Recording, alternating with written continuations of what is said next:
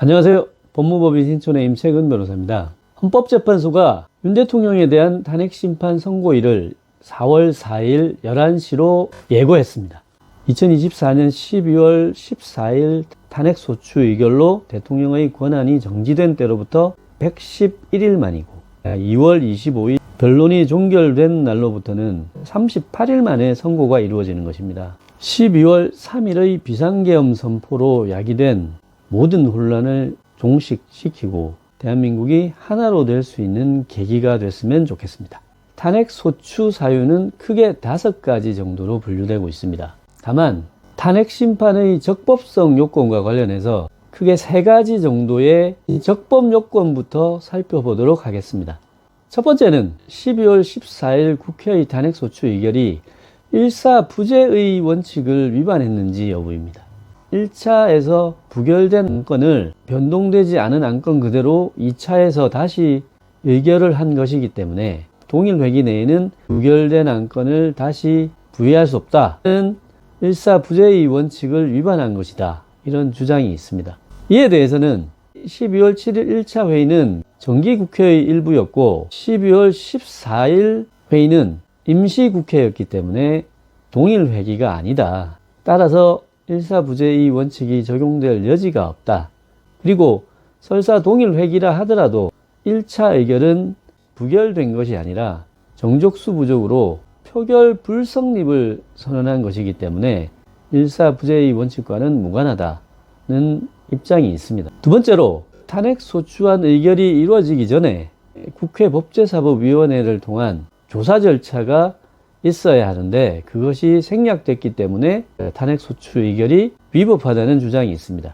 이에 대해서는 국회 법제사법위원회의 조사 절차는 탄핵소추 의결의 적법을 위한 필수 요건은 아니다. 오히려 국회 본회의에서 탄핵소추를 의결함으로써 사실상 조사 절차가 불필요할 정도로 명확한 사유가 인정됐다고 보아서 탄핵소추 의결을 한 것이기 때문에 그것이 탄핵소추 의결의 적법 요건이 될 수 없다. 이런 의견이 있습니다.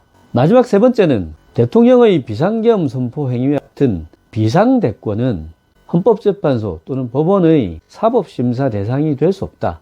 따라서 국회의 탄핵소추 의결이 적법했더라도 헌법재판소가 사법심사의 대상이 될 수 없다는 이유로 부적법 각하해야 된다는 의견이 있습니다. 비상대권이라는 것은 국가 비상사태가 발생했을 때 국가원수, 국왕이나 대통령이 특별한 비상조치를 할 수 있는 권한이기 때문에 이 사건 비상계엄 선포와 같이 지금이 비상사태인지 여부 등을 판단할 권한은 오로지 대통령에게만 있다.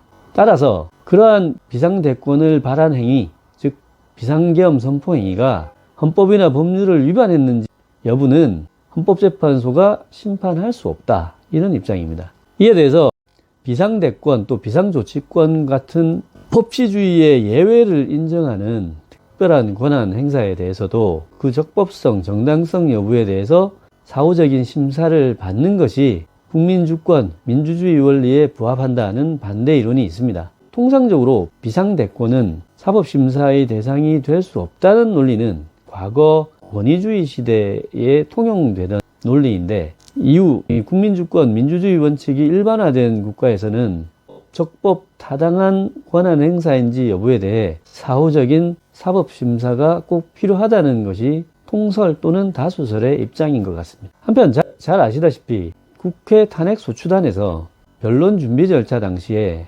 내란죄를 탄핵소추 사유에서 철회하겠다는 입장을 표명했고 이와 관련해서도 탄핵소추 의결이 국회 제적 3분의 2 이상의 찬성을 요하는 것처럼 탄핵소추 사유를 철회하거나 변경하는 것도 국회의 재의결을 요하는데 그에 대해서 국회 재의결이 없었기 때문에 위법하다 이렇게 주장하는 견해도 있고 내란죄를 탄핵소추 사유에서 철회함으로써 결국 남아있는 탄핵소추 사유와 최초의 탄핵소추 의결 당시의 탄핵소추 사유의 동일성이 없어졌다. 그러므로 부적법 각하해야 된다는 입장도 있습니다. 이에 반해서 국회가 최초 탄핵소추 의결했던 탄핵소추 사유는 그대로 두고 다만 형법적인 관점에서 내란죄에 해당하는지 여부를 별도의 탄핵소추 사유로 하지 않겠다는 의사일 뿐이다. 따라서 남아있는 개별적인 탄핵 소추 사유들은 그대로 있고 그 부분에 대해서는 국회의 적법한 탄핵 소추 의결이 있었기 때문에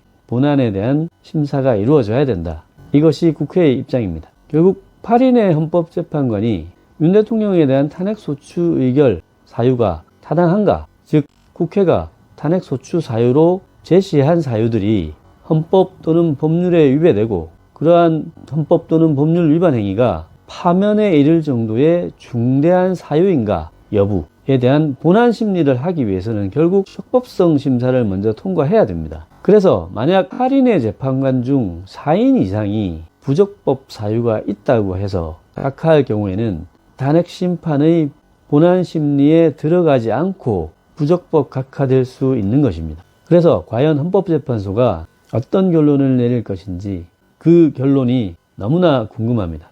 끝까지 시청해 주셔서 감사합니다.